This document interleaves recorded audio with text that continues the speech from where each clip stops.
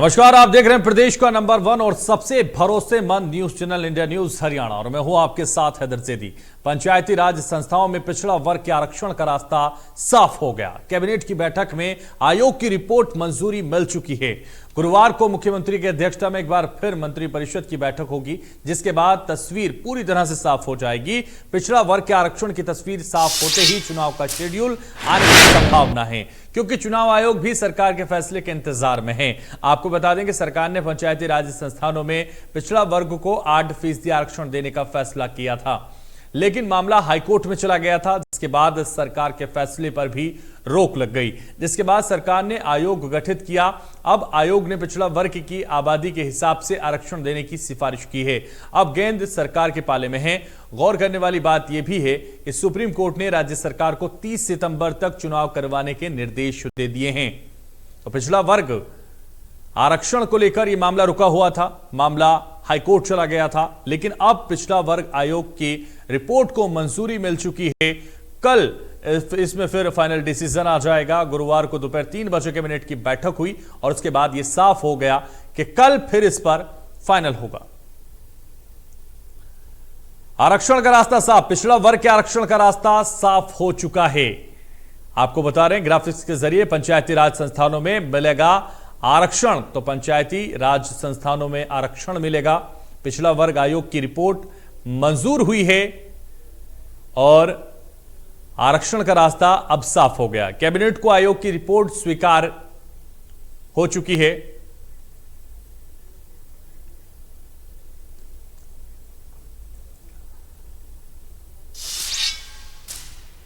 और ग्राफिक्स के जरिए आपको दिखाएंगे कि आयोग ने क्या क्या सिफारिशें की हैं।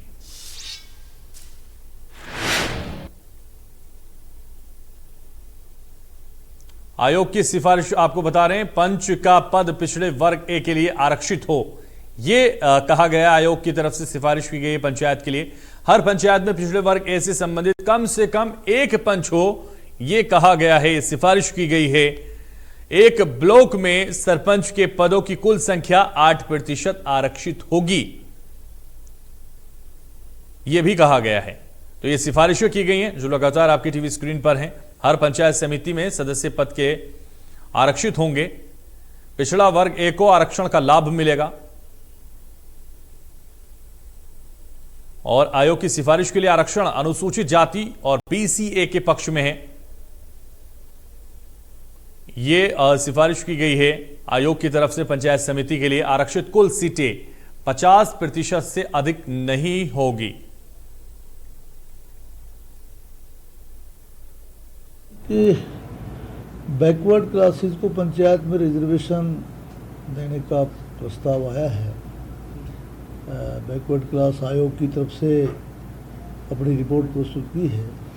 उसमें कुछ क्लैरिफिकेशन की आवश्यकता थी, जिसके लिए कल ही दोबारा से मीटिंग रख के और उस पर विचार करने के लिए रखा गया।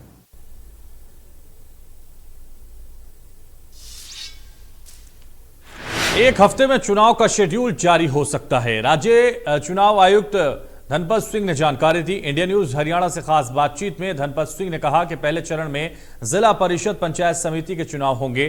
2 दिन छोड़कर पंच सरपंचों के चुनाव कराए जाएंगे।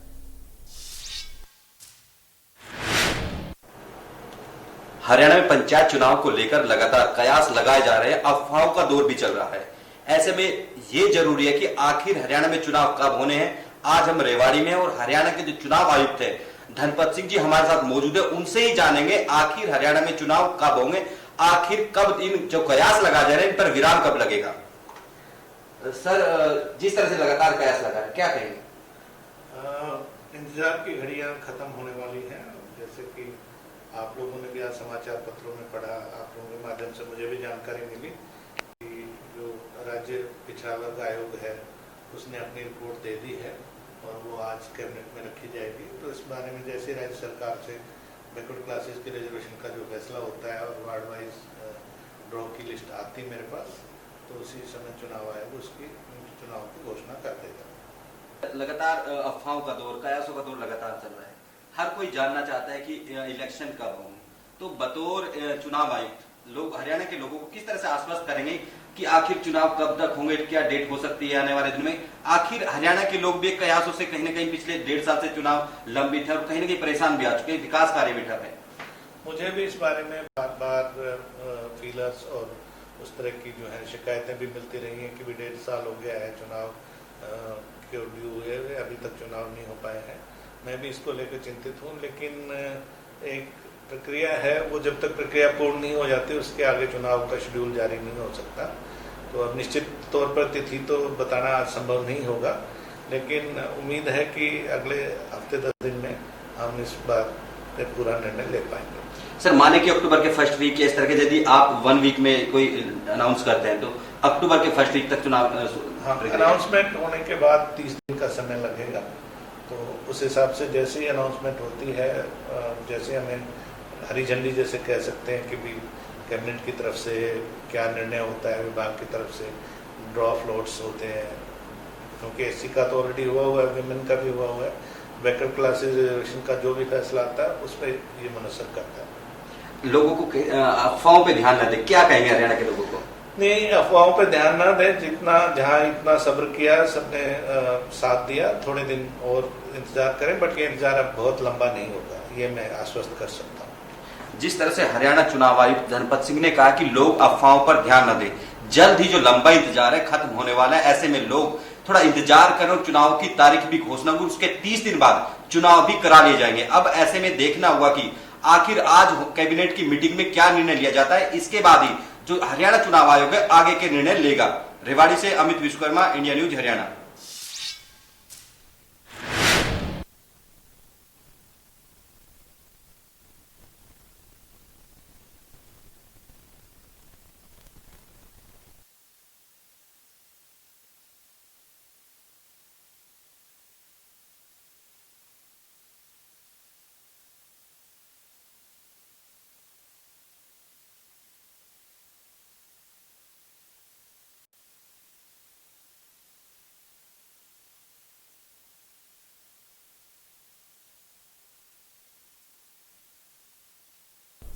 रिपोर्ट मंजूर, आरक्षण पर क्या फैसला लेगी सरकार, यही सवाल है। पंचायती राज संस्थाओं में आरक्षण को लेकर जो पेच फंसा हुआ था, क्या वो पेच अब निकल चुका है? पिछड़ा वर्ग के आरक्षण पर सियासत क्यों गरमाई हुई है?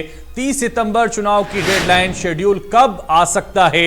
ये सबसे बड़ा सवाल होगा बड़ी बहस में। तो बड़ी बहस में खास मेहमानों के साथ आज इसी पर चर्चा करेंगे। पिछड़ा वर्ग के आरक्षण पर सियासत क्यों गरमाई और क्या कब तक इस पर फैसला होगा? क्या कल सब कुछ खत्म हो जाएगा और जो जिस घड़ी का लगातार इंतजार किया जा रहा था वो घड़ी अब आ गई, यानी पंचायती राज चुनाव जो होने थे वो अब होने लगे। 30 सितंबर चुनाव की डेडलाइन तय हो सकती है। तो हमारे साथ खास मेहमान जुड़ रहे हैं चर्चा में, बड़ी बहस में। सबसे पहले परिचय करा देते हैं मेहमानों का। प्रोफेसर विधु रावल, प्रवक्ता भारतीय जनता पार्टी के, स्वागत है आपका इंडिया न्यूज हरियाणा में। और हमारी बड़ी बहस में एडवोकेट मनदीप बिश्नोई हमारे साथ जुड़ रहे हैं, जेजेपी से हैं, प्रवक्ता हैं, बहुत स्वागत है आपका। सुरेश रोड हमारे साथ जुड़ रहे हैं, प्रवक्ता हैं कांग्रेस के, आपका भी बहुत स्वागत है। विजेंद्र जी हमारे साथ जुड़ रहे हैं, प्रवक्ता हैं आईएनएलडी के।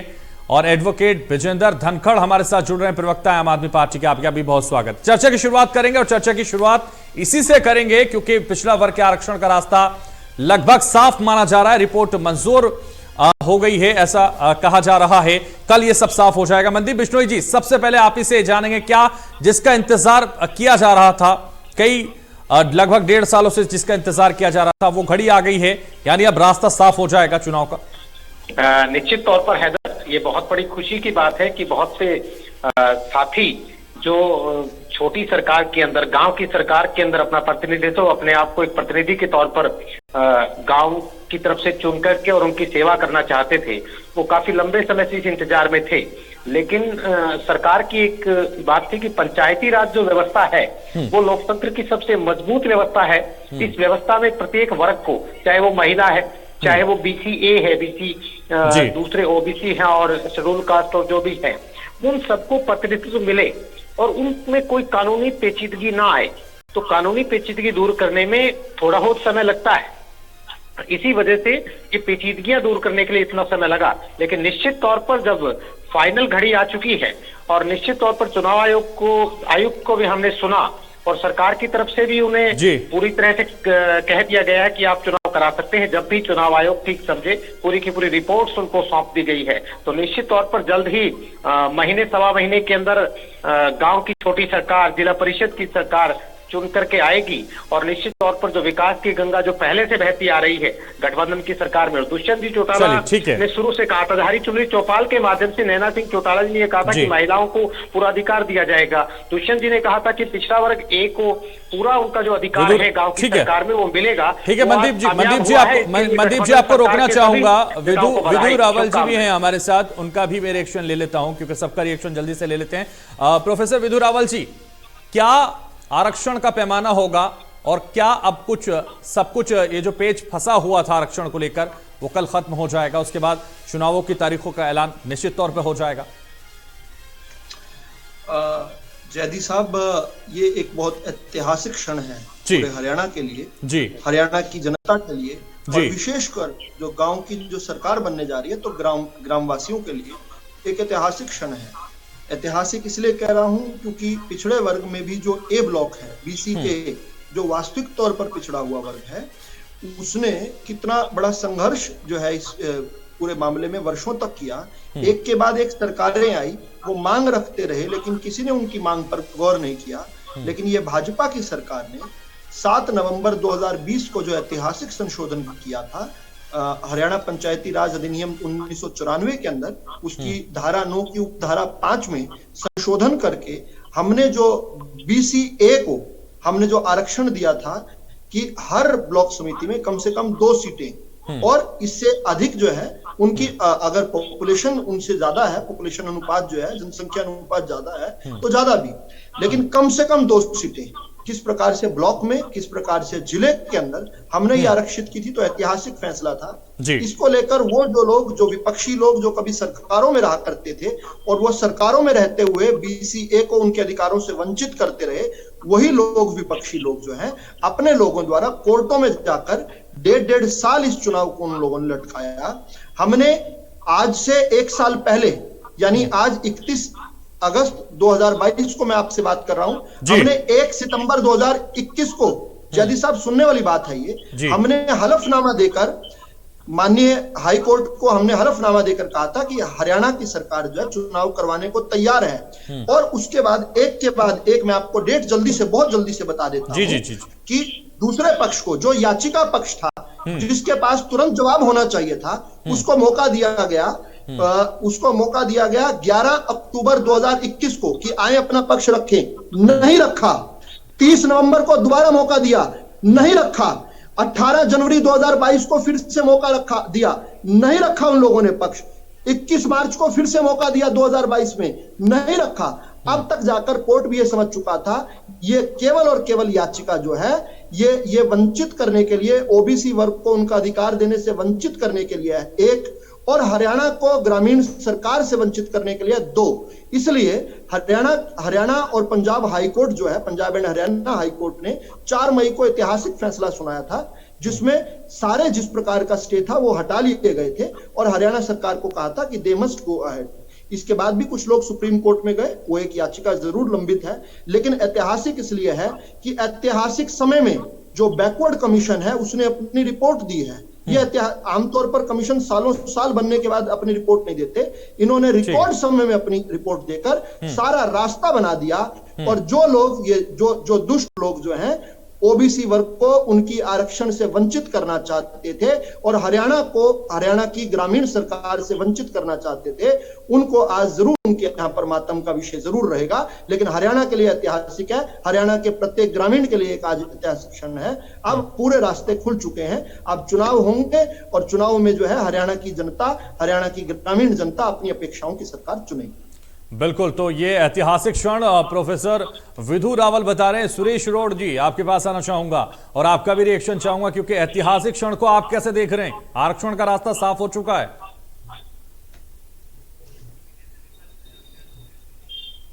सुरेश जी इस वक्त हमारे साथ नहीं है, लेकिन विजेंद्र जी आपके पास आना चाहूंगा और आपका रिएक्शन इस पर चाहूंगा, क्योंकि आयोग की सिफारिश की गई थी और उसके बाद अब जिस तरह से ये रास्ता पूरी तरह से साफ हो गया, जो पेच इसमें फंसा हुआ था वो निकल गया है और कल ये साफ हो जाएगा और उसके बाद चुनाव हो जाएंगे। तो ऐतिहासिक क्षण प्रोफेसर विधु रावल बता रहे हैं, आपको क्या लग रहा है? ठीक है हैदर जी, ऐतिहासिक क्षण प्रोफेसर विधु जी ने बताया और बिश्नोई जी ने बताया है कि हरियाणा प्रदेश में विकास की गंगा बह रही है। तो मैं पूछना चाहता हूँ, 1.5 साल से लगभग हरियाणा प्रदेश की जो छोटी सरकारें हैं, ग्राम लेवल की जो सरकारें हैं, वो 1.5 साल से बनाई नहीं गई है, उनको रोका गया है। कहीं ना कहीं सरकार ने इनको जानबूझ करके हैदर जी रोकने का प्रयास किया गया था, लेकिन रोकने के लिए भी कोई ना कोई लिमिट तो होती ही है। आगे सरकार को चुनाव तो करवाने ही पड़ेंगे, चाहे वो सुप्रीम कोर्ट के आदेश के बाद ही सही, लेकिन देर आए दुरुस्त आए। हम अब स्वागत करते हैं कि हमें अब उम्मीद है, क्योंकि एक स्पष्ट सरकार को निर्देश दिया गया है कि 30 सितंबर तक चुनाव करवा लिए जाए और उसी के दबाव में ये सारी कार्रवाई जो है सरकार जागी है और सरकार ने इसके ऊपर एक्शन लिया है। अदरवाइज विधु जी ठीक कर रहे थे कि दर्शनपाल जी की अध्यक्षता में जो ये आयोग बनाया गया, पिछड़ा वर्ग आयोग, हम उनका बहुत बहुत दिल की गहराइयों से धन्यवाद करते हैं, जिन्होंने एक लिमिटेड टाइम में अपनी रिपोर्ट सरकार को प्रस्तुत करने का काम किया, उसका हम स्वागत करते हैं। लेकिन देखिए, जिस प्रकार से आज कैबिनेट की मीटिंग हुई और उस मीटिंग में आज भी उन्होंने कल के लिए इसको पेंडिंग में रखा है, कल दोबारा से फिर मीटिंग बुलाई गई है। अभी तक सरकार ने, जहां तक मैं समझ पाया हूं, ये फैसला नहीं लिया है कि रिपोर्ट मान तो ली गई है, किस रूप में इस रिपोर्ट को माना जाएगा अब भी इसमें ये संशय बना हुआ है। क्योंकि आयोग ने कहा है कि वार्ड वाइज जहां पर जितनी जनसंख्या BC1 की ज्यादा है उसके अनुसार आरक्षण दिया जाए, 27% आरक्षण दिया जाए। सरकार ने पहले 8% दिया था। तो ये सारे पेंच अब भी फंसे हुए हैं, फाइनल नहीं हुआ है। हम तो सरकार से निवेदन करते हैं कि अति शीघ्र कल इसका फाइनल विजेंद्र जी आपको पेच फंसे हुए लग रहे हैं, इसका जवाब लेंगे प्रोफेसर विधु रावल, इसका जवाब देंगे, लेकिन उससे पहले विजेंद्र धनखड़ से के पास मैं आऊंगा, उनका रिएक्शन में लेना चाहूंगा। आप क्या देख रहे हैं, क्योंकि रिपोर्ट मंजूर हो चुकी है, पिछड़ा वर्ग के आरक्षण का रास्ता साफ हो चुका है, आपका रिएक्शन भी चाहूंगा विजेंद्र धनखड़ जी। सर आवाज आ रही है सर? बिल्कुल बिल्कुल बिल्कुल, पूरा देश आपकी आवाज सुन रहा है, जल्दी बताइए। Thank you so much. Actually मैं ये कहता हूँ, आज ये 1.5 साल के बाद में बीजेपी के प्रवक्ता और अपने जेजेपी वाले ये कह रहे थे कि ऐतिहासिक फैसला है। अरे भाई, 1.5 साल के बाद में आपको इनके लिए ऐतिहासिक फैसला है चुनी हुई गवर्नमेंटों को तोड़ना और ग्राम लेवल पे, ग्राम पंचायत लेवल पे चुनाव ना करवाना। 2 कामों में व्यस्त हो रही है। 1.5 साल से उनको याद नहीं आई, आज भी इनको ये शर्म नहीं आती कहते हुए कि ऐतिहासिक फैसला। अरे भैया, ये फैसले तो 1.5 साल बाद पहले आने चाहिए थे। आज आ रहा है आपका फैसला। और ये विधु रावल जी, लूंगा आपका रिएक्शन जल्दी से। Let me complete. जी ये एक्चुअली इनको रिजर्वेशन से ये एक बहाना बनाने की बातें हैं, डिले करने में, सारा का सारा प्रजातांत्रिक ढांचे को, उस व्यवस्था को खराब करने में इन्होंने पूरा जोर लगा दिया। 1.5 साल तक आज जो चुनी हुई वहां पे व्यवस्था होनी चाहिए थी उसको 1.5 साल तक, और इस दौरान क्या करप्शन हुआ है ये बाद में खुलेगा।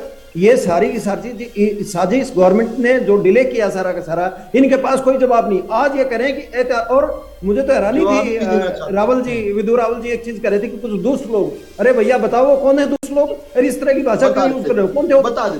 बता देता हूं जल्दी से।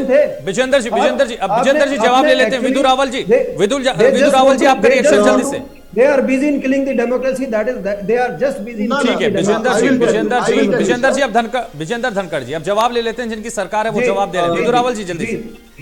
जी कानून की किताबें पीछे रखी हुई हैं बिल्कुल रखी हुई, और इसके बावजूद भी वो ये नहीं जान पा रहे हैं कि Punjab and Haryana high court में ये लंबित था और इन्होंने कहा नाम बताओ। मैं नाम बताता हूँ, एक वीडियो वायरल है, एक बार प्लीज रुक जाइए धनखड़ साहब, रुक जाइए। धनखड़ जी अब रुक जाइए, पहले रिएक्शन ले लेते हैं, उसके बाद आते हैं आपके। एनार्किस्ट मत बनिए आप, लॉ मेकर बनिए, एनार्किस्ट मत बनिए। चलिए, मेरा सीधा सा उनसे बताने का है। एक व्यक्ति है जिनका नाम है दीपकरण दलाल, उनके साथ मेरी इस चैनल पर भी और अनेक चैनलों पर बहुत सारी डिबेट्स की हुई हैं। एक डिबेट वायरल, एक क्लिप वायरल पूरे हरियाणा के अंदर चल रही है। वो दीपकरण दलाल किसके बेटे हैं? खुद भी कांग्रेस के नेता हैं। उनके पिताजी जो हैं करण दलाल जो हैं कांग्रेस के बहुत वरिष्ठ नेता हैं, पूर्व में कई बार विधायक रहे हैं। इस बार भी कांग्रेस की टिकट पर पलवल से चुनाव लड़े थे, हार गए थे। और वो खुद जो दीपकरण दलाल हैं वो जेवर से उत्तर प्रदेश से टिकट सीख कर रहे थे। आज भी उनके होर्डिंग्स वहां लगे हुए हैं, आपको नाम पता होना चाहिए। दूसरी बात, बड़ी हास्यास्पद बात है कि मैं अभी ये बता चुका हूं कि 1 सितंबर 2021 को हमारी भाजपा की जजपा की सरकार ने हलफनामा देकर, एफिडेविट देकर कोर्ट के अंदर कहा कि प्लीज चुनाव करवाने की अनुमति दो, ये केवल डिलेइंग टैक्टिक्स है। लेकिन दूसरे लोगों को उल्टा, हम तो 1 साल पहले कह रहे हैं, आप ये तो उल्टा चोर कोतवाल को डांटने की बात है, ये तो उल्टी गंगा बहाने, और यही दुष्प्रचार ये गांव में जाकर करते हैं। आज गांव की भी जनता सुने इनकी बात को। हम तो 1 साल पहले एफिडेविट देकर कोर्ट में कह रहे हैं कि चुनाव करवाओ, और इनके लोग वकील खड़े होते हैं। और एक और बड़ी हैरानी की बात है, 1 2 नहीं 13 याचिकाएं डाल रखी थी। ये जो एक गैंग है जो हरियाणा को चुनाव से वंचित कर रहा था, 13 याचिकाएं। अब मैं आपसे हैदर जैदी साहब आपसे सवाल पूछता हूं कि अगर किसी का अगर मंशा होती, अगर केवल मंशा मेरिट पर फैसला लेने की होती, तो वो 13 याचिकाएं क्यों डालता? पहली बात तो 13 याचिकाएं डालना ही अपने आप में साबित करता है, अलग अलग वकील खड़े कर एक ही वकील द्वारा 13 याचिकाएं डालना, ये अपने आप में साबित करता है कि वो डिले करना चाहते थे। उनकी विधु रावल जी, ठीक है, मान लिया। विधु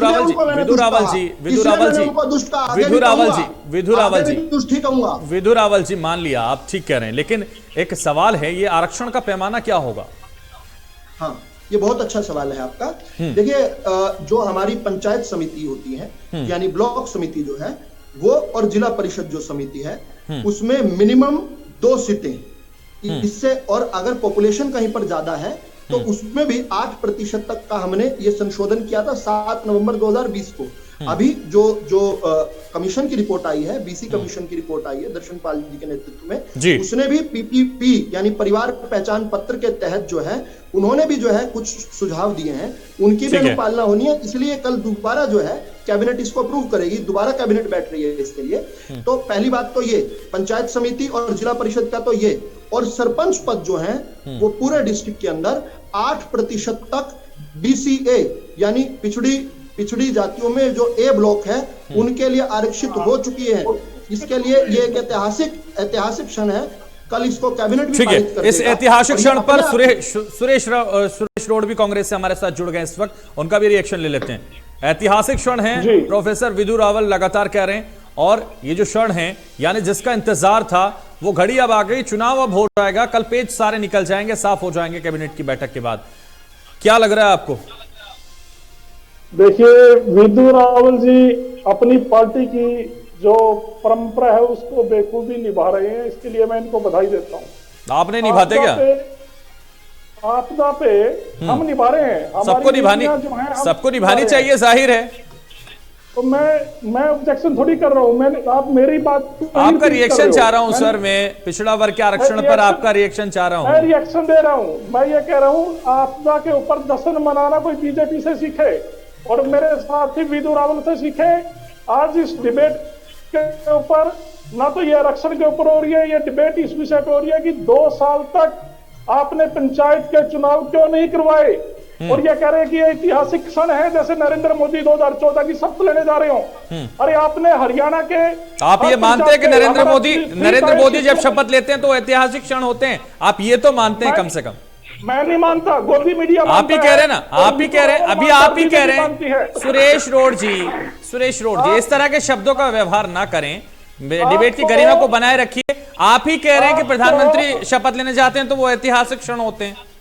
कि बीजेपी बोलती है जैसे, आपको हिंदी का ज्ञान नहीं है क्या? आप समझते नहीं ज्ञान अब मुझे कांग्रेस से लेने की जरूरत पड़ेगी क्या सर? बिल्कुल पड़ेगी, अगर देश बचाना है तो जरूरत पड़ेगी। कांग्रेस अब सबको ज्ञान देगी सर। अब अगर ये ज्ञान आप अपनी पार्टी के लिए लगाएं तो ज्यादा बेहतर होगा, बेहतर कर पाएंगे आप। हम आपका रिएक्शन चाह रहे हैं। नाम का व्यक्ति कौन है? भारत ये दीपकरण दलाल नाम का व्यक्ति कौन है? जब कुछ नहीं होता तो मीडिया को कोसना शुरू कर देते हैं आप।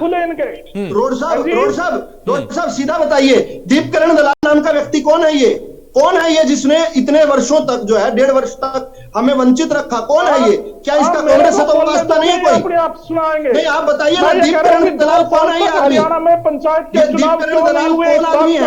हरियाणा की 2.5 करोड़ जनता आपसे मांगती है, बीजेपी से मांगती है और इंडिया न्यूज से भी मांगती है। आप ये बताइए कि दो साल से ज्यादा समय कैसे चला गया? हमारा विच्छेद कर रहे हैं क्या? थ्री टायर सिस्टम सुरेश रोड जी, सुरेश रोड जी, सुरेश रोड जी, सुरेश रोड जी, आपको मौका दिया गया, आप बताइए सुरेश रोड जी, इसमें सियासत क्यों कर रहे हैं? आप बताइए ना साफ तौर पर, कहां पेच फंसा हुआ नजर आ रहा है, किसकी कमी है वो बताइए ना। मैं बता तो रहा हूं। आप डायरेक्ट किसी को टारगेट क्यों कर रहे हैं? दलाल कौन है? ये मैं ये कह रहा हूँ 2 साल तक, मेरी बात आप ध्यान से सुनिए, सुनाइए, पूरा देश सुनना चाहता है आपकी आवाज, बताइए आपकी बात कौन है? मेरी बात सुनाइए सुनाइए। मैं ये कहना चाहता हूँ, हरियाणा की जनता, ये सुरेश रोड कांग्रेस के प्रवक्ता या हरियाणा कांग्रेस नहीं कह रही, हरियाणा की 2.5 करोड़ जनता आज इस मनोहर लाल खट्टर की सरकार से ये जानना चाहती है कि आपने 2 साल से अधिक समय तक पंचायत के चुनाव को होल्ड करके क्यों रखा? आपने ग्रामीण विकास को साबित करके मामला कोर्ट में था सुरेश रोड जी, सुरेश रोड आप लोगों ने तो डाला हुआ था, आपके लोगों ने तो कोर्ट में डाला हुआ था। अब यहाँ घड़ियाली दिए, आप मेरी बात को पूरी होने दीजिए, या बोलिए मेरा नंबर बाद में आएगा, मेरी ऑडियो बंद कर दीजिएगा। मेरी बात को पूरी नहीं होने दिए जा रहे हैं और आप यहाँ पर सब्जी मंडी बना रहे हैं इस डिबेट को। वो तो सुरेश रोड जी आप ही कर रहे हैं, ये कार्य भी आप ही कर रहे हैं, डिबेट की गरिमा बार बार निवेदन कर रहा हूँ, बार बार अनुरोध कर रहा हूँ, उसके बाद भी आप बोल रहे हैं, उसके बाद भी आप बोलते जा रहे हैं। चलो बता दो दीपकरण दलाल कौन है ये व्यक्ति? ये इससे कांग्रेस का कोई संबंध नहीं है, बस मैं जल्दी से रिवाइंड करके सुनना कि मैं विषय के ऊपर बोल रहा हूँ, आप फालतू बकवास करे जा रहे हो। शब्दों की गरिमा बनाए रखिए सुरेश रोड जी। कौन है ये दीपकरण दलाल जिसने कोर्ट में याचिकाएं डाल रखी थी? 1 नहीं 2 नहीं 13 बता तो दीजिए, बताइए कौन है ये दीपकरण दलाल? कांग्रेस का उसका क्या संबंध है? मनदीप बिश्नोई जी आपके पास आना चाहूंगा। प्रोफेसर विदु रावल जी आपको रोकना चाहूंगा क्योंकि इस वक्त विजेंद्र धनखड़ हमारे साथ हैं, हमारे साथ सुरेश इस वक्त नहीं रहे, उनका नेटवर्क नहीं आ रहा, जिस तरह से वो आपत्तिजनक सवाल उठा रहे हैं उसी तरह से उनका नेटवर्क भी है। मनदीप बिश्नोई जी, जी गठबंधन की सरकार है, चुनाव होने जा रहा है, पंचायत चुनाव, और अब ये जो पेच फंसा हुआ था इसमें किसको मुख्य तौर पर आप दोषी मानते हैं? ये तो कोर्ट में था मामला, कांग्रेस जिस तरह से बार बार सवाल कर रही है इसको लेकर, उस पर आपका क्या रिएक्शन? देखिए, कांग्रेस के प्रवक्ता ने एक बात कही कि देश को बचाना है तो कांग्रेस को मैं तो कहूंगा कांग्रेस को बचा लीजिए, ताकि कम से कम आप लोग यहाँ बैठ करके डिबेट तो कर पाएंगे। रही बात पंचायत चुनाव में रोड़ा अटकाने की, बार बार उनसे एक सवाल पूछा गया कि याचिकाकर्ता दीपकरण दलाल कौन है, उसका जवाब देना नहीं चाहते, वो शायद डिबेट छोड़ करके चले गए या नेटवर्क का बहाना बनाया होगा किसी न किसी कारण से, मैं तो यही समझता हूँ। उनको बताना चाहिए कि जैसा उनका नेटवर्क है वैसी व्यवस्था पार्टी की भी इस वक्त। हरियाणा सरकार ने नवंबर 2020 में, देखिए जनवरी 2021 में इलेक्शन ड्यू थे, नवंबर 2020 में इलेक्शन आरक्षण रिजर्वेशन का नोटिफिकेशन निकाल दिया। उसके बाद कोर्ट में कौन गया? कोर्ट में कांग्रेसी लोग गए, उन्होंने रोड़ा अटकाया। सितंबर 2021 में हरियाणा सरकार ने हल्फनामा दे दिया कि we are ready for election. उसके बाद भी बार बार जब कोर्ट ने उन्होंने जवाब का समय मांगा और बार बार कोर्ट में जवाब ना देना, तो ये लटकाने की परिस्थिति किसकी आई? कांग्रेस। ये लोग चुनाव का सामना ही नहीं करना चाहते, केवल और केवल सरकार को बदनाम करना चाहते हैं। लेकिन जनता के सामने जब याचिकाकर्ता की सच्चाई सामने आ रही है, कोर्ट का फैसला सामने आ रहा है, बार बार अदालत से उस एप्लीकेशन का जवाब रिप्लाई फाइल करने का समय लेते हैं, तो ये लंबित करने का इसको काम किसका है? ये उस याचिकाकर्ता का है जो सोची समझी चाल के तहत डाला जा रहा था। आज जब सब कुछ स्पष्ट है और चुनाव होने जा रहा है, तो ये हरियाणा सरकार की तरफ से जो गठबंधन की सरकार हमारी माननीय मुख्यमंत्री मनोहर लाल जी, उप मुख्यमंत्री दुष्यंत चौटाला जी के नेतृत्व में जो चल रही है, निश्चित तौर पर एक अच्छी सरकार गांव की पंचायत की जिला परिषद ब्लॉक समिति की सरकार चुन करके आएगी और बहुत अच्छा। मनदीप बिश्नोई जी, कल क्या फैसला लेगी सरकार? देखिए, सरकार हमेशा से जनहित में फैसला लेते आ रही है। जो रिपोर्ट आयोग की आई है, उस रिपोर्ट को गहनता से पूरे विस्तृत तौर पर अध्ययन करके, आज समय कम था, कल दोबारा से कोई ज्यादा लंबित नहीं किया। वो कहते हैं विजेंद्र रेणु जी लगातार, मनदीप बिश्नोई जी, विजेंद्र रेणु जी लगातार कह रहे हैं कि अभी कई पेज फंसे हुए हैं और पेज लगातार फंसे रहेंगे।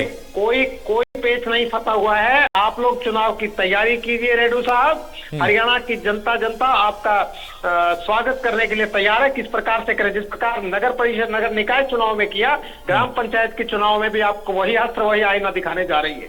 गठबंधन की सरकार, गठबंधन के उम्मीदवार विजेंदर जी, चुनाव लड़ेंगे, वो बहुमत के साथ जीत करके आएंगे, जिस प्रकार नगर निकाय चुनाव में जीत करके आए। विजेंदर धनखड़, आऊंगा आपके पास। विजेंदर रेणु का रिएक्शन ले लेते हैं। आईना दिखाने के लिए तैयार है जनता, मनदीप कह रहे हैं, बताइए। भाई बिश्नोई जी का धन्यवाद करना चाहूंगा। इन्होंने सही बात की कि जनता हमारा स्वागत करने के लिए तैयार खड़ी है। जिस प्रकार से 2 साल इलेक्शन डिले करने का काम किया, ये हैदर जी बिल्कुल सच्चाई है, कड़वी सच्चाई है। सरकार के हाथ लंबे होते हैं और बहुत सारी बातें ये गुप्त रखने में भी कामयाब होते हैं और कोर्टों में जाकर के केस भी स्वयं डलवाने का काम करते हैं ताकि उन बातों को रोकने का काम। मनदीप जी आऊंगा, इंटरप्ट मत कीजिए, बोलने दीजिए एक बार। विजेंदर जी को भी बोलने दीजिए। ये एक सोची समझी चाल है। जिस प्रकार से कोर्ट में मुकदमे डलवाने का काम स्वयं सरकार ने किया, क्योंकि किसान आंदोलन था, उस किसान आंदोलन ने सरकार को, गठबंधन सरकार को इनकी औकात दिखा दी थी। इनको गांव में घुसना बंद कर दिया था। सुख दुख में इनको गांव में नहीं घुसने दिया करते थे। तो कहीं ना कहीं सरकार की ये सोच थी कि इस आरक्षण के मुद्दे को लेकर के कोर्ट में केस दिलवाए जाए ताकि इलेक्शनों को और डिले किया जाए, तब तक प्रदेश का माहौल ठीक हो जाए। इसी सोच के साथ ये मुकदमे हुए, कोर्ट में मुकदमे डाले गए और इन सरकार को आगे खिसकाने का टाइम मिला। देखिए तो मामला तो कोर्ट में था ना विजेंद्र जी?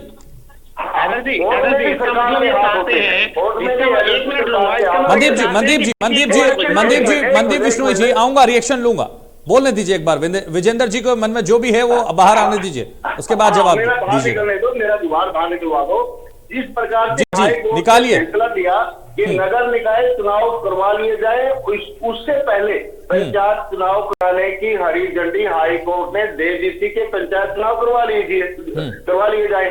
उसके बाद में नगर निकाय चुनाव की हरी झंडी दी गई, लेकिन नगर निकाय चुनाव पहले करवाए जाते हैं और ग्राम चुनाव जो है पंचायतों के चुनाव रोक लिए जाते हैं। उसके बाद जो है ना कमीशन। हाँ रावल जी अभी पूरा करने ताकि इनको और आगे खींचा जा उसके बाद दीजिएगा। नहीं तो आरक्षण तो पहले भी हुआ करता था, पहले तो आरक्षण नहीं था बीसीए का प्रदेश में, लेकिन कहीं ना कहीं ये जो किसान आंदोलन की आंच को कम करने के लिए ही सरकार ने इनको आगे खिसकाने का काम किया, जिससे ग्रामीण क्षेत्र हमारा 2 साल से विकास की बात जो रहा है और किस प्रकार से इन 2 साल में भ्रष्टाचार वहां पर हुआ, किस प्रकार से विकास के मामले में पीछे गया, उसका परिणाम आने वाले चुनाव में गठबंधन सरकार को भुगतना पड़ेगा। ठीक है, इतने ज्यादा स्वागत के लिए ठीक है, वो वक्त भी देखा जाएगा। अब जवाब ले लेते विजेंद्र जी, विजेंद्र जी जवाब ले लेते हैं। रावल जी जल्दी से रिएक्शन दे दीजिए, तमाम आरोपों का अंबार आप पर लगाया है। देखिए, मैं बहुत इज्जत करता हूं रेडू साहब की, क्योंकि वो बहुत ज्ञानवान व्यक्ति हैं, लेकिन वो बार बार जो है जानकारी के बावजूद भी या तो गुमराह कर रहे हैं दर्शकों को।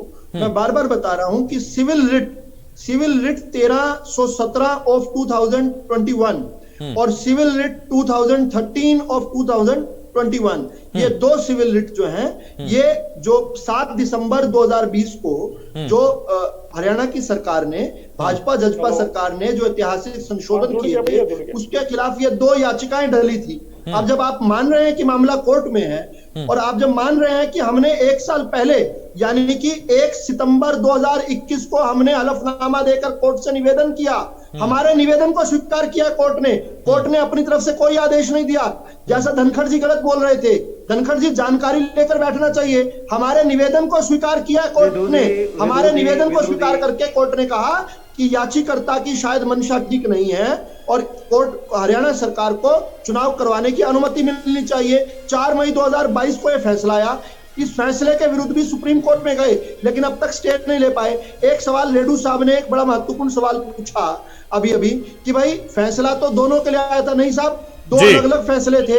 हमने 4 मई को फैसला आया, साथ 20/7/2022 को हरियाणा सरकार ने नोटिफिकेशन जारी किया, लेकिन कोर्ट का यह मानना था कि क्योंकि मेरिट पर अभी डिसाइड नहीं किया है, तो मेरिट पर डिसाइड इस बात पर बेस्ड करेंगे कि बैकवर्ड कमीशन की रिपोर्ट क्या आती है। अब हम अगर उस बीच में जल्दबाजी में चुनाव की घोषणा के लिए अगर चुनाव आयोग को मजबूर भी करते, तो भी चुनाव आयोग जो है नहीं कर रहा था। हमने 20 जुलाई को ये नोटिफिकेशन जारी कर दिया था अपनी तरफ से, और फिर जो अंतिम नोटिफिकेशन आया वो 30 सितंबर के लिए आया। अब इस बात को, छोटी सी बात को क्यों नहीं समझ पा रहे हैं? जानबूझकर नहीं समझ रहे हैं या जानबूझकर अनजान बनने की गलती कर रहे हैं, मुझे नहीं समझ आ रहा। अब जब ऐतिहासिक समय में बैकवर्ड कमीशन ने भी रिपोर्ट दे दी, आप मुझे हैदर साहब ये बताइए, हिंदुस्तान के किस कमीशन ने केवल 1.5 और 2 महीने में अपनी रिपोर्ट दी हो? अगर सरकार की मंशा थी और कमीशन की इच्छा थी, तभी तो रिपोर्ट जो है पीपीपी, परिवार पहचान पत्र, जिसका आप लोग रेड्डू साहब आज तक विरोध करते हैं, उसी के आधार पर तो रिपोर्ट दी है। विजेंद्र धनखड़, तो एक स्टैंड ले लीजिए।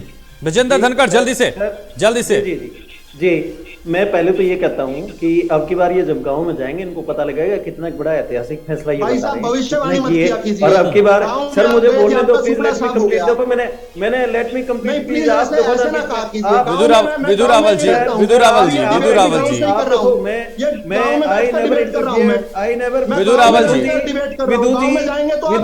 विजेंद्र धनखड़ जी, विधु रावल जी, विधु रावल जी, ठीक है, Vidhu Rawal ji, Vijender Dhankhar ji, Vijender Dhankhar ji, Vijender Dhankhar ji, come to the point sir, come to the point. बिल्कुल कमिंग टू द पॉइंट। किसी दूसरी पार्टी पर आक्षेप लगाने से पहले तथ्य सामने रखिए सर। पता क्या है इन भविष्यवाणी मत कीजिए प्लीज। ये कांग्रेस और बीजेपी वाले मिले हुए हैं और ये बिल्कुल प्रजातांत्रिक प्रणाली को नष्ट करने में चले हुए हैं। दोनों मैं बिल्कुल दोनों को ब्लेम करता हूं और ये बोलने नहीं देते, ना ही डिबेट होने देते। मैंने ये तीसरी बार मैं चेक ये देख रहा हूं, मैं कभी भी बीच में नहीं। रावल जी, मुझे एक चीज की हैरानी। विजेंद्र धनखड़ जी बोलिए, पॉइंट पे आ जाइए सर। जी सर एक्चुअली ये है, जिस दिन जब इन्होंने ये प्रोसेस शुरू किया, मनदीप भाई कह रहे थे कि उन्होंने नवंबर में ये प्रोसेस शुरू किया रिजर्वेशन वाला। एक्चुअली इनकी कोई मंशा नहीं थी रिजर्वेशन से रिलेटेड, इनको डिले करने से मतलब था। ये 6 महीने पहले, साल भर पहले ये प्रोसेस शुरू करते अगर इनकी वास्तव में ऐसी मंशा होती तो। इनकी मंशा थी नहीं, बिकॉज दे न्यू इट कि ये जनवरी में ड्यू हो रहे हैं, उससे पहले लिटिगेशन आएगा और लिटिगेशन करने वाले वो कह रहे हैं कि कांग्रेस वाले हैं, कांग्रेस वाले जवाब नहीं दे रहे। अब मुझे इस चीज की हैरानी और इससे ये लगता है, प्रतीत होता है कि दोनों के दोनों मिले हुए हैं कहीं ना कहीं। और ये सारा का सारा प्रोसेस ये दोनों पार्टियों ने डिले किया है। हम बिल्कुल चुनाव के लिए तैयार ही, ये करवाए तो सही डेट तो दें, हम तो बिल्कुल तैयार हैं, लेकिन ये डेट, और मुझे नहीं लगता। विजेंद्र धनखड़ जी, विजेंद्र धनखड़ जी, बार विजेंद्र धनखड़ जी, जो पार्टी की आपकी स्ट्रेटेजी है कि दोनों मिले हुए हैं, कांग्रेस बीजेपी, हर जगह आप इस चीज का इस्तेमाल करते हैं और इसका फायदा उठाकर आप आगे निकल जाते हैं, यही करना चाह रहे हैं। देखिए सर, ऐसे प्रजातंत्र में कोई आगे नहीं निकलता। लोग हमारी पॉलिसीज को पसंद कर रहे हैं, लोग हमारे को वोट करते हैं, ऐसे हम जाके ये भी गलत है, ये भी गलत है। आप ठीक है, बस आपको सर ये लगता है कि हम इनको दोनों को ऐसा करके हम आगे जा रहे हैं। मैं ये कहता हूँ, हम अपनी पॉलिसीज के बेस पे, हम अपनी पॉलिसीज को लेकर जनता के बीच में जा रहे हैं, जनता हमारे को लाइक कर रही है, पसंद कर रही है, तब हम जीत रहे हैं। और यही अब एमसी के इलेक्शन हुए थे, नॉर्थ जोन में हमारी 16% वोट आई थी। आज जो आंकड़ा पहुंच चुका है, जो बिल्कुल हम जीत के उस पे हैं। और ठीक है विजेंद्र जी, ठीक है विजेंद्र जी, ठीक है, आप रोकना चाहूंगा। सुरेश रोड जी हमारे साथ एक बार फिर जुड़ गए। सुरेश रोड जी, सीधे तौर पर विजेंद्र आम आदमी पार्टी के प्रवक्ता हैं, वो कह रहे हैं कि भारतीय जनता पार्टी और कांग्रेस एक ही है, एक जैसे काम करते हैं, खुद मिले होते हैं। इन लोगों की मुझे कहने की जरूरत नहीं। जो काम इन्होंने किया, जो नरेंद्र मोदी जी नहीं कर पाए, वो काम इनकी पार्टी के द्वारा किया गया। ये बात चोर की दाढ़ी में तिनका। इन लोगों ने जो काम मैं कह रहा नरेंद्र मोदी जी ने नहीं किया, वो आपने करके दिखा दिया। आपने क्या किया? गांधी जी की तस्वीर जो है वो सरकारी कार्यालयों से किसने हटवाई? इससे बड़ा क्या सबूत हो सकता है? राष्ट्रपिता की तस्वीर, हमारे कई हम शहीद आजम भगत सिंह का भी उतना ही सम्मान करते हैं, गांधी जी का भी उतना ही सम्मान करते हैं। भगत सिंह जी का सम्मान कांग्रेस भी करती थी। भगत सिंह, मैं ये कहना चाह रहा हूँ, रावल जी, विजेंद्र जी, एक बार सुरेश रोड को बोलने दीजिए, पूरी करने दीजिएगा, बोलने दीजिए एक बार सुरेश रोड को, क्या है उनके मन में, आने दीजिए। मैं ये कहना चाह रहा हूँ, सरदार भगत सिंह जी भी कांग्रेसी थे और उनके लिए कांग्रेस में लड़े। और विजेंद्र धनखड़ जी जो आज बीजेपी के साथी बोल रहे हैं, तो इन्होंने इनके ऊपर तो सभी ने उंगली उठाई थी उस समय। और मैं ये कहना चाहता हूँ, जो मैं विषय के ऊपर आता हूँ, हरियाणा की 2.5 करोड़ जनता, भाई और बहन, आपसे ये पूछते हैं कि आपने 2 साल तक पंचायत के चुनाव संपन्न क्यों नहीं कराए? सीधा सा सवाल है। आपका विपक्ष और आपका विपक्ष कोर्ट में जो है, आप ही तो केस डलवाते हैं चुनाव को डिले करने के लिए। जितने रिटायर्ड बीडीओ थे सबको एडिशनल चार्ज दे के आपने पंचायत के फंड का दुरुपयोग किया। जब पंचायत में कोई विकास कार्य हुआ ही नहीं, उस विकास कार्य को कागजों में दिखाकर पंचायत के नाम से मोटी रकमें हड़पी गई। मैं अपने कैथल और कुरुक्षेत्र जिले की लिस्ट सौंप सकता हूँ। मिले हुए कौन है, ये हरियाणा की जनता और देश की जनता पहले से जानती है। मनदीप बिश्नोई जी, मनदीप बिश्नोई जी, बड़ा आरोप सुरेश रोड लगा रहे, सुरेश रोड बड़ा आरोप लगा रहे, पंचायत के नाम पर पैसा हड़पा गया है, जवाब दीजिए। ठीक है सुरेश रोड जी, अब आपने आरोप लगाया, जवाब ले लेते हैं। मनदीप बिश्नोई जी जवाब दीजिए। मनदीप बिश्नोई जी, दोषी है तो जांच होगी और उसको सजा मिलेगी। वो सलाखों के पीछे होगा। सब अगर सब एक साथ अगर हम बोलेंगे तो आवाज किसी की भी जनता नहीं सुन पाएगी। सुरेश रोड जी अब जवाब ले लेते हैं मनदीप बिश्नोई से। विजेंद्र जी आपको भी रोकना चाहूंगा। मनदीप बिश्नोई जी जवाब दीजिए जल्दी से। विजेंद्र जी, विजेंद्र जी, विजेंद्र जी आऊंगा आपके पास। विजेंद्र जी, विजेंद्र धनखड़ जी, धनखड़ जी आऊंगा आपके पास। सुरेश रोड जो आरोप लगा रहे हो उसके जवाब अब मनदीप बिश्नोई से ले लेते हैं। मनदीप बिश्नोई जल्दी से जवाब दे दीजिए। सुरेश रोड आऊंगा आपके पास। एक बात कहना चाहता हूँ मैं, चैनल जल्दी सुरेश रोड, थोड़ा सा साइलेंट करना, चैनल से बात करता हूँ मैं। सुरेश रोड कहना चाहता हूँ, जवाब सुन लीजिए, कहना चाहता हूँ, जवाब सुन लीजिए सुरेश जी। सुरेश जी एक मेरी बात कहना चाहता हूँ। आप पहले जवाब ले लीजिए, फिर अपनी बात कहते रहिए, फिर आप अपनी बात कहते रहिए। कुछ भी नहीं है, सवाल आपने किया, आरोप लगाया, मैं उसका जवाब देना चाहता हूं। अब जवाब तो ले लीजिए सुरेश रोड जी। विजेंद्र जी, विजेंद्र जी, विजेंद्र जी आपको रोकना चाहूंगा। विजेंद्र जी, विजेंद्र जी, सुरेश रोड, विजेंद्र धनखड़ रुक जाइए एक मिनट जी। मनदीप बिश्नोई जल्दी से जवाब दीजिए। हैदर जी, इनसे जो सवाल पूछा गया उसका जवाब ये नहीं दे पाए कि दीपकर्ण दलाल याचिकाकर्ता कांग्रेस नेता करण सिंह दलाल का बेटा है कि नहीं है। लेकिन जो हम पर आरोप लगाए गए हैं, कि सरकार पर आरोप लगाए गए हैं, उसका जवाब देने की हमारी जवाबदेही हमारा दायित्व है। देखिए, इस गठबंधन सरकार ने जितने आरोपियों को, जिनके खिलाफ आरोप लगे, जांच में दोषी पाए गए, चाहे वो रिश्वत लेता है या घोटालेबाज है, उन सबको सलाखों के पीछे भेजने का काम सरकार ने किया। सुरेश रोड जी ने आरोप लगाया, उस आरोप को सुन तो लीजिए, तथ्यों के साथ आप आरोप लगाइए, आप शिकायत कीजिए एक पटल के ऊपर, आप बताइए सलाखों के पीछे जाएगा। 49 लाख लेते हुए विधायक के बेटे को नहीं बख्शा। बीजेपी के नेता मेरे पुंडरी हल्के के आजाद विधायक जो सरकार को चला रहे उनके बेटे से 49 लाख रुपए लेके। ठीक है विदुरावल जी, विदुरावल जी आऊंगा आपके पास। विदुरावल जी आऊंगा। सुरेश रोड जी, सुरेश रोड जी, मनदीप बिश्नोई जी, मनदीप बिश्नोई जी, मनदीप बिश्नोई जी, मनदीप बिश्नोई जी, सुरेश रोड जी, मनदीप बिश्नोई जी, सुरेश रोड जी, सुरेश रोड जी, सुरेश रोड जी, मनदीप बिश्नोई जी शांत हो जाइए। विदुरावल जी जल्दी से रिएक्शन आपका, आप कुछ कहना चाह रहे हैं। मैं हैदर जी मैं बहुत पीड़ा में हूं, अभी मैं बहुत पीड़ा में हूं। यहाँ डिबेट को तो डिरेल किया ही किया, बहुत पीड़ा की बात है। यहाँ आम आदमी पार्टी के प्रवक्ता ने और कांग्रेस के प्रवक्ता ने किस प्रकार से अपनी विरासत की खींचतान में ऐतिहासिक तथ्यों के साथ भी छेड़छाड़ की। मुझे केवल अपनी डिबेट का जल्दी विदुरावल जी, विदुरावल जी वक्त की पाबंदी है, जल्दी से रखिए, जल्दी से अपने पॉइंट रखिए, जल्दी से। विजेंद्र जी, विजेंद्र जी आऊंगा, विजेंद्र जी आऊंगा, विजेंद्र जी आऊंगा, जल्दी से रखिए विदुरावल जी। मुझे केवल 30 सेकंड दीजिए, जल्दी सरदार भगत सिंह जी, उनके पिताजी सरदार कृष्ण सिंह संधू जी, उनके दादाजी सरदार अर्जुन सिंह जी और उनके चाचा जी सरदार अजीत सिंह जी, तीन पीढ़ियों ने इस देश के लिए शहादत दी है।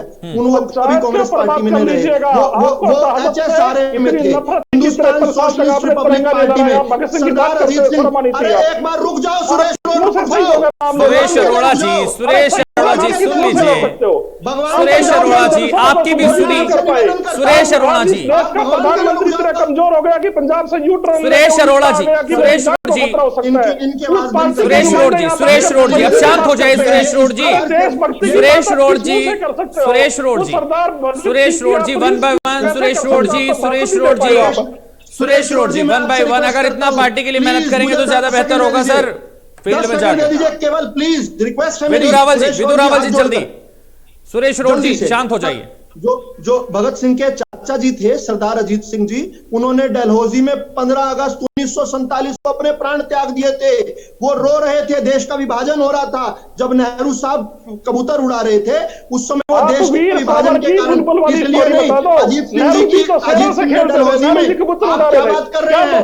किस प्रकार से देश के हितों का अपमान करेंगे? कांग्रेस पार्टी की चाटुकारिता में इस प्रकार से देश का मुद्दा पिछड़ा वर्ग आरक्षण पर, मुद्दा पिछड़ा वर्ग का है, आरक्षण का है, चुनाव का है। आप लोग किधर मोड़कर ले जा रहे हैं उसको? गांधी जी के बारे में, नेताजी सुभाष चंद्र के बोस के बारे में आपके मुंह सुरेश रोड जी, सुरेश रोड जी, जवाहरलाल नेहरू ने कहा था मैं युद्ध छेड़ दूंगा। जवाहरलाल नेहरू सुरेश रोड जी, की किताब में नेताजी सुभाष चंद्र बोस जी को जितना डिस्क्रेडिट किया कांग्रेस पार्टी ने, उतना किसी ने नहीं किया। अंग्रेजों के साथ संधि की थी। नेताजी सुभाष अगर मिल गए देश आजाद होने के बाद भी अंग्रेजों को स्टॉप देंगे। लोकतंत्र सुरेश रोड जी, विदुरावल जी, विदुरावल जी, फाइनल कमेंट में विजेंद्र रेणु जी से लेना चाहूंगा। विजेंद्र रेणु जी, आपके पास आना चाहूंगा। सुरेश रोड जी, सुरेश रोड जी सुन लीजिए, शांत हो जाइए। सुरेश रोड जी, पार्टी के लिए इतनी मेहनत करोगे तो ज्यादा बेहतर होगा। सुरेश रोड जी, किया था, ये कहा था मैंने, सुरेश रोड जी, सुभाष चंद्र बोस के खिलाफ युद्ध इतिहासकार बंद हो तभी तो बात कहेंगे ना। ये पुरानी ऐसी बातें उठा रहे हैं, मुद्दा किस चीज का है। और जल्दी विजेंद्र जी, मुझे अब चर्चा को समाप्त करना है, वक्त की पाबंदी है, इसलिए मुझे आपको रोकना पड़ेगा। मैं यही कहना चाहूंगा, जल्दी। कोर्ट ने फैसला दिया था, उस कोर्ट ने उस टाइम भी स्पष्ट किया था कि यदि सरकार चाहे तो पुराने रिजर्वेशन सिस्टम के तहत चुनाव करवा सकती है, उसमें कोई ऑब्जेक्शन नहीं होगा। लेकिन सरकार ने पुराने, ठीक है, मुझे चर्चा को रोकना होगा, वक्त की पाबंदी है। विदुरावल जी, आप हमारे साथ जुड़े, बहुत शुक्रिया। विजेंद्र जी हमारे साथ जुड़े, बहुत शुक्रिया। विजेंद्र जी हमारे साथ जुड़े, सुरेश रोड जी हमारे साथ जुड़े, मनदीप जी हमारे साथ जुड़े, आपका भी बहुत शुक्रिया। तो फिलहाल बड़ी बहस में बस इतना ही, दीजिए मुझे इजाजत और आप देखते रहे इंडिया न्यूज हरियाणा।